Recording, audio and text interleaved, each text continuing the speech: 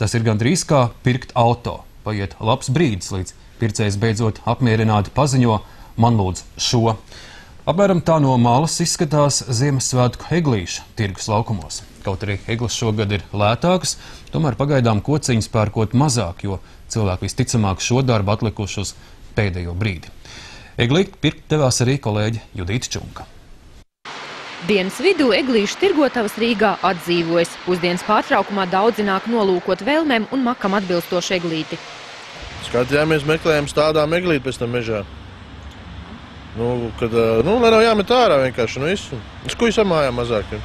Kam tik liela egle būs? Bērniem. Bērniem? Cik te bērni lieli? 10 gadi. Nebūs pa lielu? Nē. Kā reiz augums tāds. Grieztos atdursies nekur, viss kārtībā būs.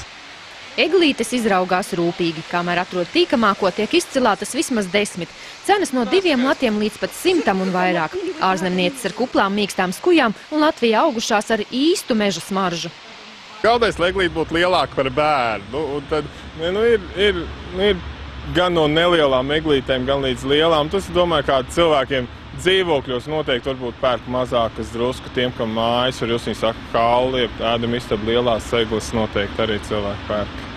Tiem, kas vēl nav iegādājušies Ziemassvētku eglīti, jāatgādina, ka pie Rīgas mežos zaļos kociņus nedrīkst cirst, bet Latvijas valsts mežos katrs var paņemt vienu zaļo skaistuli.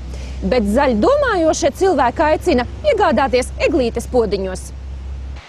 Lielākā andele gaidāma rīt, savukārt čaklākie jau šovakar kārs rotājumus. No seniem laikiem vēl ir mantiņas, tā kā mums mantiņas 3 vai 4 kastes ir. No tiem labiem laikiem. Kā tad rotāsiet? Lai bērns un sieva tiek galā. Darba dalījums. Kā lūdzu? Kad rotāsiet? Šodien, jā? Jā.